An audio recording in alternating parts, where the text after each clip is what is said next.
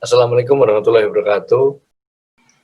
Kami dari kelompok 2 kelas perancangan gedung D yang diampu oleh Ibu dosen Ibu Novi yang beranggotakan yang pertama M. Fahri Ferdiansyah dengan NIM 175110004, yang kedua Arif Muhammad Zulfikar 175110006, yang ketiga Muhammad Zaki Mutakin 175110011, yang keempat adalah Wais Al-Korni 175111253. Akan sedikit memaparkan tentang progres tugas besar kami.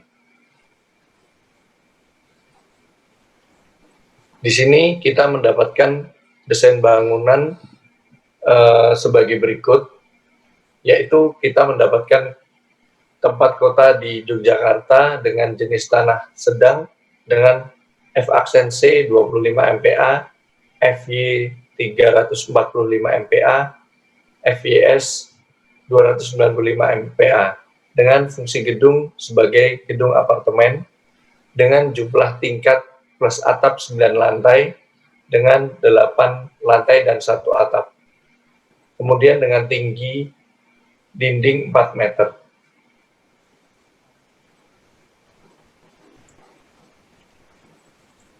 Ini adalah denah gedung yang diberikan untuk proyek tugas besar kita. Dapat dilihat di depan.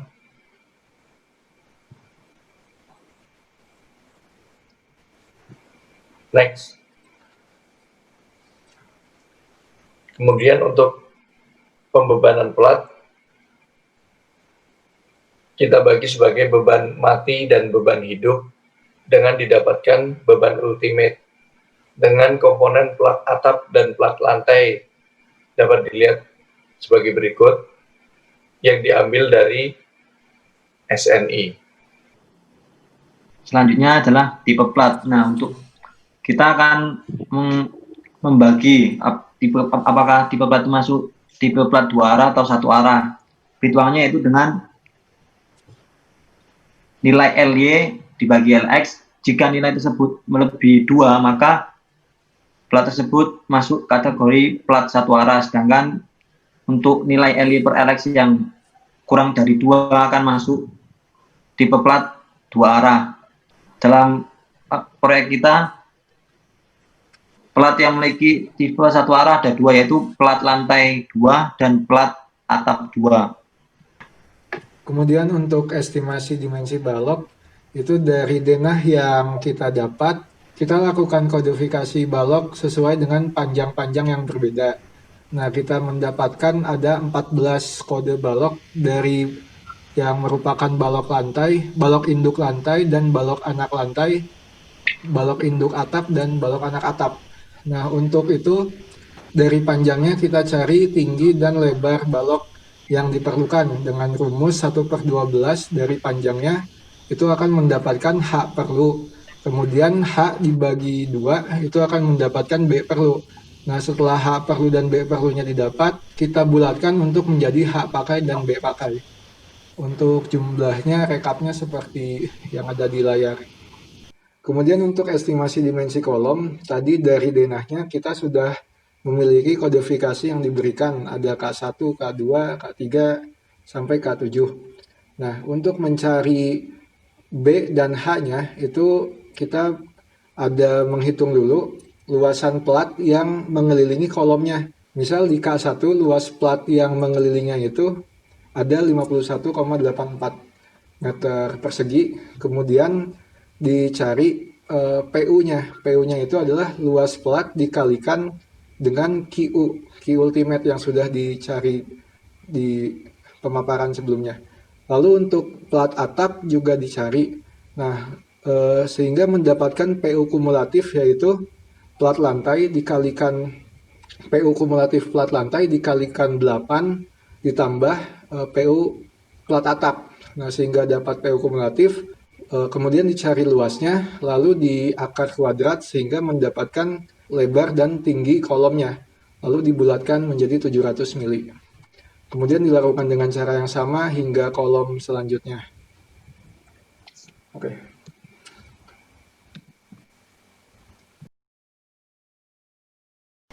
Nah, selanjutnya untuk tebal plat lantai. Untuk tebal plat lantai, pertama kita harus mengetahui balok yang menopang lantai tersebut. Sebagai contoh pada plat lantai 1 itu ditopang oleh balok lantai 1, balok anak tipe 1, balok lantai 1 dan balok lantai tipe 1. Kemudian kita akan mencari panjang bersih baik dari arah Y dan arah X. Kemudian dapat dicari nilai beta, yaitu perbandingan antara NLY dibagi LNX. Kemudian kita akan mencari inersia balok dan inersia pelat, sehingga akan didapatkan hasil alfa.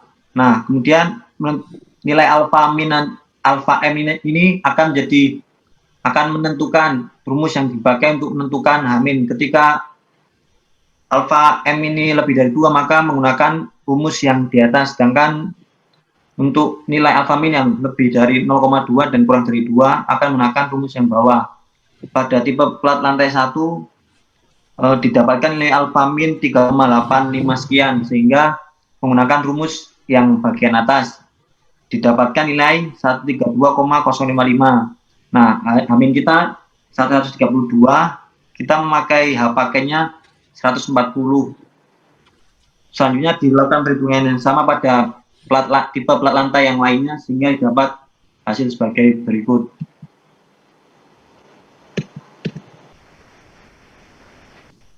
Nah, untuk plat lantai tipe 2, karena tadi berupa tipe satu arah, maka rumusnya lebih simpel, yaitu H- didapat dari 0,4 ditambah FY dibagi 700, sehingga dapat nilai 111,607 dan H pakainya 125 mm.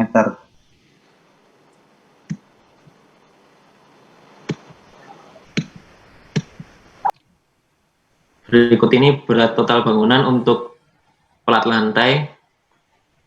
Kita menghitung satu persatu setiap kode plat. Misal pada plat lantai 1 dengan kode PL1, untuk mendapatkan berat plat, kita harus mendapatkan Q ultimate terlebih dahulu, yaitu dengan menggunakan kombinasi beban 1,2 dikalikan Q pelat ditambah Q ADD, kemudian ditambah 1,6 dikali QL. Lalu kita akan mendapatkan nilai Q ultimate. Kemudian untuk mendapatkan berat plat, Q ultimate tersebut dikalikan dengan LY dan kemudian kalikan LX. Setelah itu kita menemukan berat plat, dan ketika kita mencari berat total plat tipikal, berat plat tadi dikalikan jumlah plat dan kemudian dikalikan jumlah lantai. Begitu pula dengan kode plat yang lain, kita menghitung satu persatu.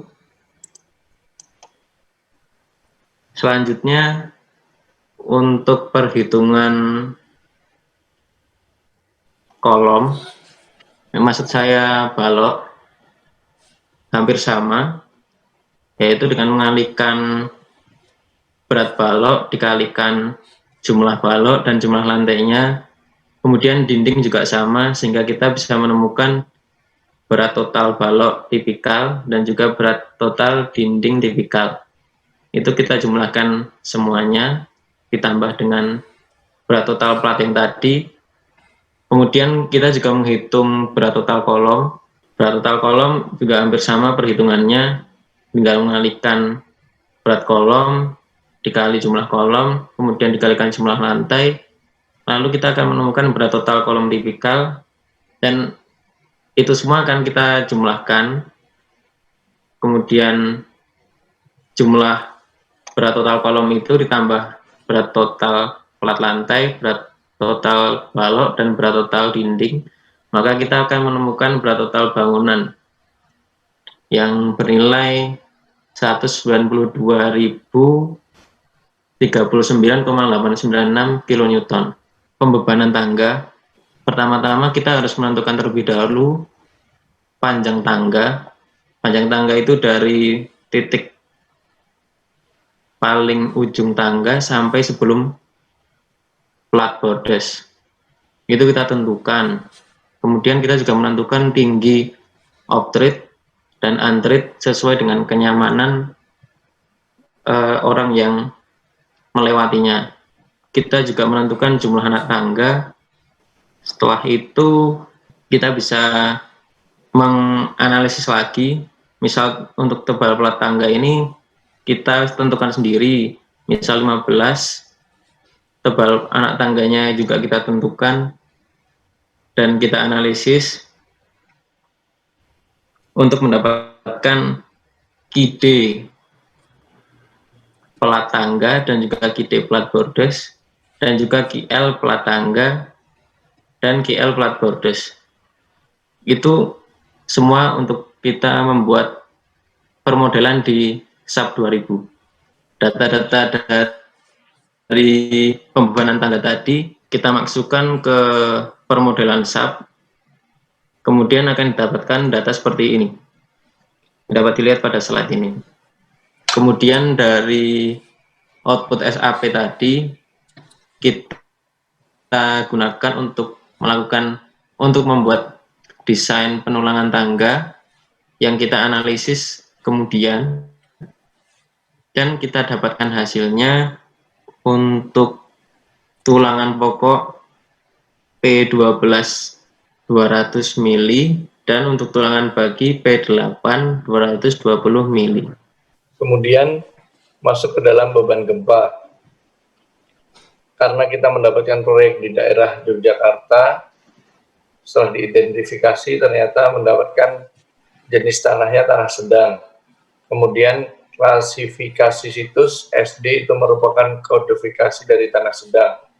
Kemudian fungsi bangunannya adalah apartemen, kategori resiko masuk dalam kategori 2. Nah, pada saat mengambil kategori resiko itu, kita memilih dari jenis pemanfaatannya. Pemanfaatan bangunan dimanfaatkan untuk sebagai apa. Dan jika masuk ke dalam apartemen, maka mendapat kategori resiko yang kedua. Kemudian tinggi tingkat itu 4, maksudnya 4 adalah 4 meter. Kemudian tinggi total bangunan adalah 36 jadi dari per lantai itu 4 meter dikalikan 9 lantai. Kemudian dari fungsi bangunan, kategori resiko, tinggi tingkat, total bangunan, dan serta jenis tanahnya dimasukkan ke dalam website Puskim yang dapat diakses melalui internet. Kemudian setelah kita mendapatkan data-datanya itu, kita akan mendapatkan nilai SS, S1, FA, dasar perhitungan untuk mendapatkan beban gempa. Jadi saat kita membuka Puskim, kita akan tahu di mana letak daerah dan rawan terhadap gempanya seperti apa. Nah, kemudian setelah mendapatkan dari Puskim itu, kita juga bisa mengeceknya dengan perhitungan yang ada di SNI. Kemudian untuk beban gempa itu W dikali CS, itu mendapatkan nilai sebesar 10.562,19427 dan masuk ke dalam resiko tingkat 2. Kita mendapatkan respons spektrum. Respons spektrum itu diambil tiap satuan 0,01 dan mendapatkan nilai SA, kemudian dibikin tabel, kemudian dimasukkan untuk pembebanan gempa di SAP. Dan ini adalah analisis SAP dengan total 9 lantai dan dimasukkan beban gempa yang sudah ada di dalam spektrum gempa tadi. Selanjutnya adalah cek simpangan. Setelah kita melakukan permodelan dengan menggunakan SAP, kemudian kita akan mensimulasikan bangunan kita terjadi beban gempa. Setelah melakukan analisis menggunakan SAP, didapatkan nilai Px dan Vx sebagai berikut untuk masing-masing arah X dan arah Y. Setelah itu kita akan melakukan perhitungan sehingga kita bisa mengecek apakah delta max yang kita dapatkan atau delta kita tidak melebihi dari delta max. Dari analisis yang kita kerjakan, nilai delta kita tidak ada yang melebihi delta max sehingga aman.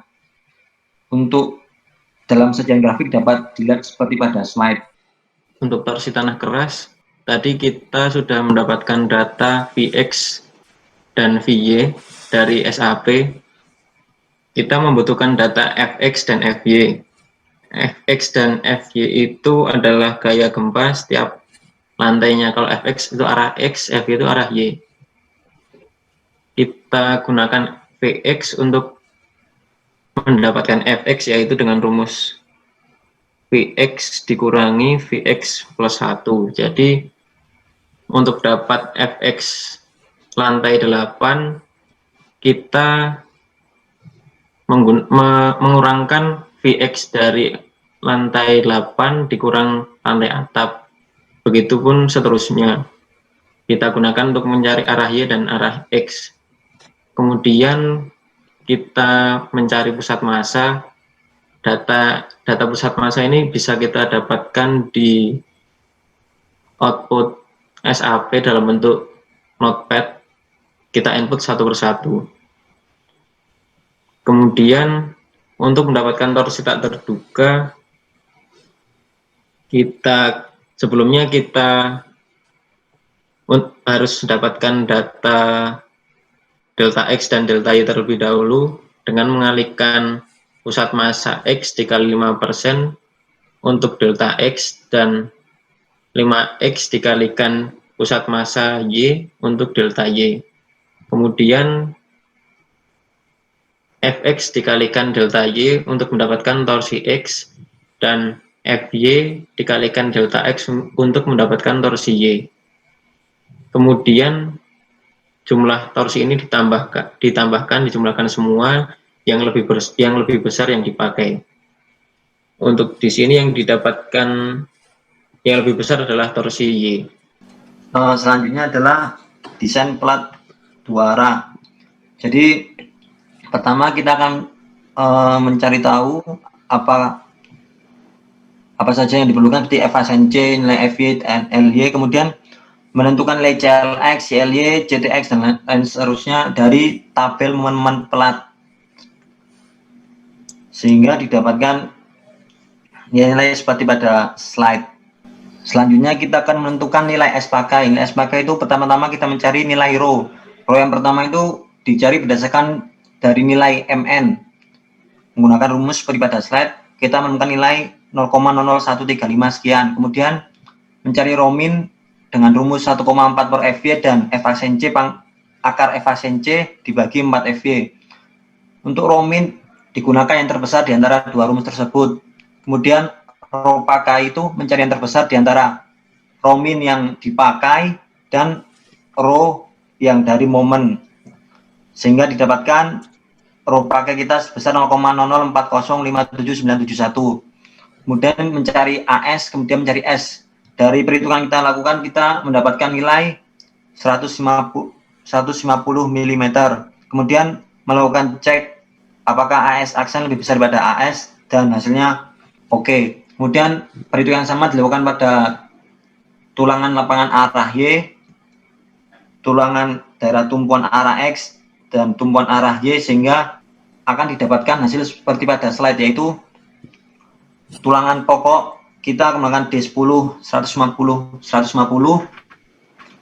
untuk semua daerah dan semua arah, yaitu pada daerah tumpuan dan lapangan serta arah X dan arah Y. Sedangkan untuk tulang susut kita menggunakan P8 200.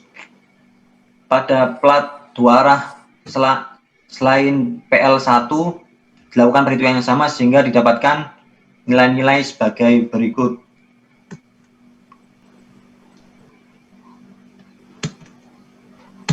Nah, untuk plat 1 arah khusus untuk plat lantai 2 hampir sama, tetapi untuk nilai MU tumpuan dan MU lapangan menggunakan rumus seperti pada slide. Selanjutnya dilakukan perhitungan yang sama seperti pada tulangan 2 arah sehingga akan mendapatkan hasil sebagai berikut. Pada hasil akhir tentukan bahwa tulangan pokok yang dipakai itu D10 175 dan untuk tulang susut menggunakan P8 200. Selanjutnya adalah redistribusi momen. Redistribusi momen adalah rekayasa untuk mendistribusikan sebagian besaran momen ke penampang yang lain di dalam satu bentang balok statis tak tentu. Distribusi ini dilakukan dengan cara memindahkan sebagian momen negatif dari tumpuan ke momen positif di lapangan. Tujuannya untuk mengefisiensikan desain kolom. Pertama-tama kita masukkan dulu data kita momen negatif dan positif daerah tumpuan dan juga daerah lapangan. Redistribusi momen diperlukan apabila momen positif daerah tumpuan lebih besar daripada momen negatif 50% momen negatif daerah tumpuan. Itu perlu dilakukan redistribusi. Redistribusi juga perlu di trial maksimal sampai 20%. Semuanya kita lakukan untuk setiap tipe balok. Yang tidak perlu redistribusi kita masukkan trialnya 0. Maka kita akan dapatkan hasil yang kita rekap di momen desain sebagai berikut ini. Kemudian desain tulangan lentur balok. Jadi setelah mendapatkan momen-momen hasil dari redistribusi momen, itu kita akan masukkan menjadi MU plus dan MU min untuk tulangan lentur. Di sini adalah contoh pada balok tipe 1, balok induk tipe 1, lantai 1 sampai 3. Nah, ketentuan-ketentuannya seperti yang sudah diberikan, ada FV, FC aksen, kemudian MU plus MU min itu didapatkan dari nilai redistribusi momen, kemudian dilakukan perhitungan analisis, lalu untuk diameter tulangan pokok, diameter sengkang, penutup beton, itu ditentukan sendiri. Terus ada juga overstrength factor, itu untuk momen kapasitas sebesar 1,25. Kita akan menghitung yang pertama itu ada komponen tulangan sebelah, lanjut, kemudian dilakukan perhitungan untuk menentukan jarak dan jumlah dari tulangan yang akan dipasang.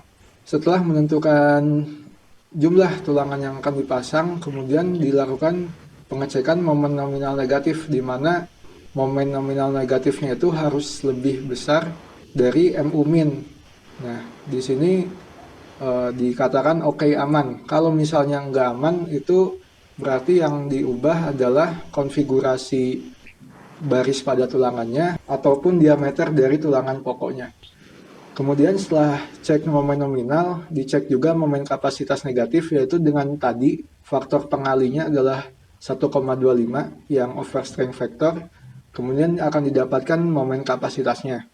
Kemudian dilanjutkan dengan mengecek momen nominal positif, yang mana momen nominal harus lebih besar dari MU plus balok yang terjadi pada balok. Nah, setelah itu dicek juga momen kapasitas positifnya, didapatkan hasil sekian. Lalu terakhir itu dicek rasio tulangan atas dan rasio tulangan bawah.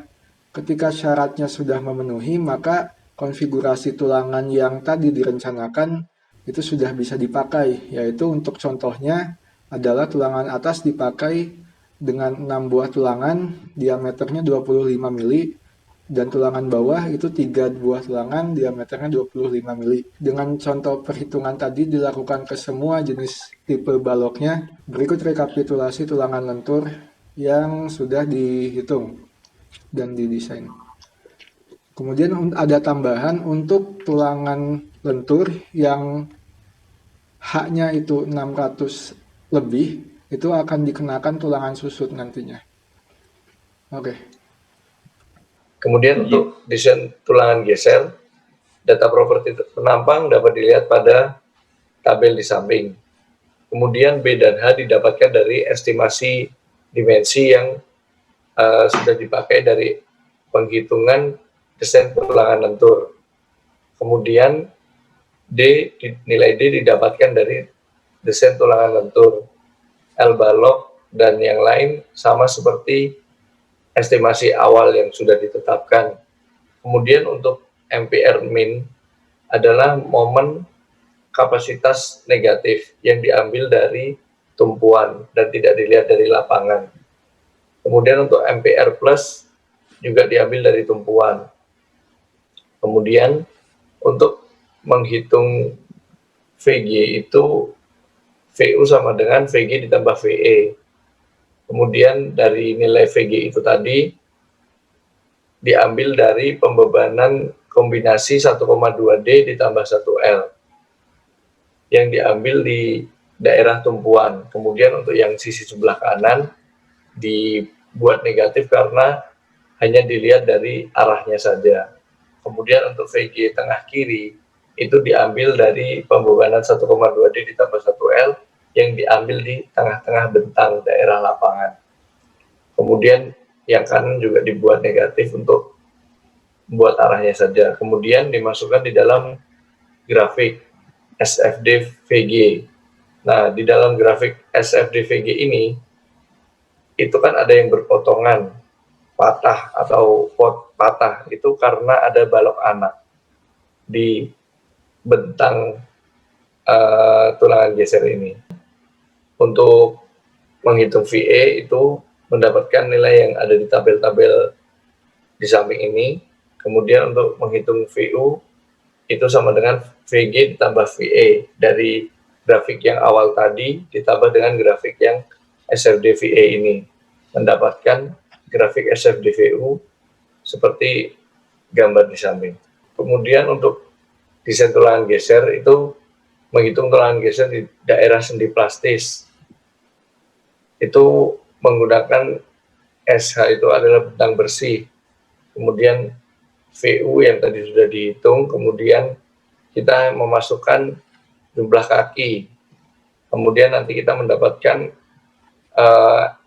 jarak maksimum dan ada jarak pakai. Kemudian dari jarak pakai itu kita dibulatkan ke bawah agar tulang gesernya tadi tidak melebihi dari jarak maksimum.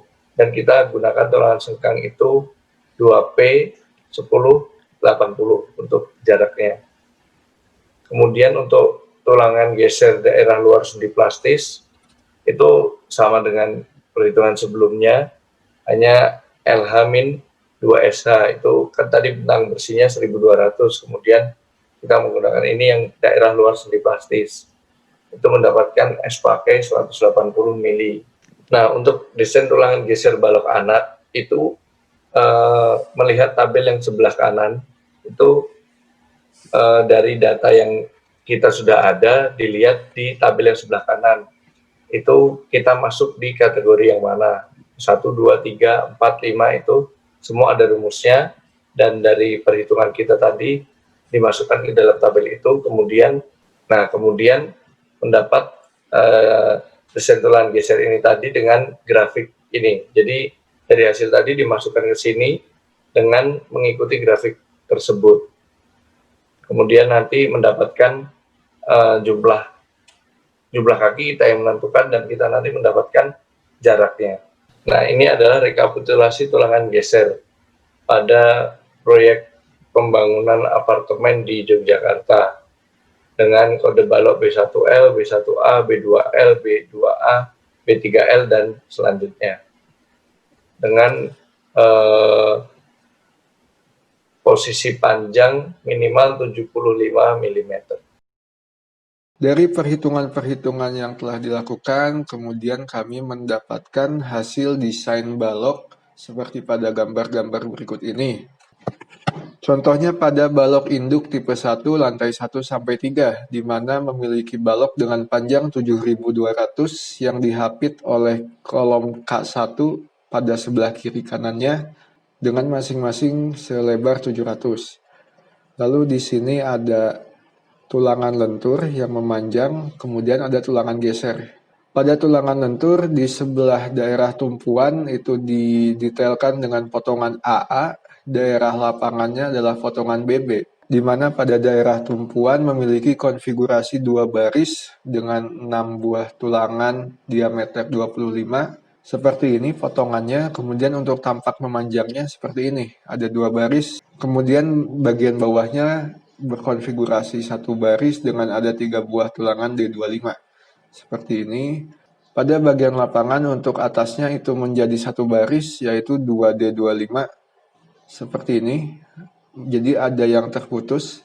Kemudian pada bawahnya itu menjadi 5D dan ada 2 baris, sehingga di sini ada yang bertambah. Untuk daerah pemutusan tulangan lentur itu dilakukan sesuai standar SNI 2847, di mana dari area tumpuan yaitu 1/4 dari bentang bersih, misal ada di daerah sini, kemudian dicari 20D dan 20D ke kiri untuk memutus bagian yang ini, dan 20D ke kanan untuk bagian yang lapangannya.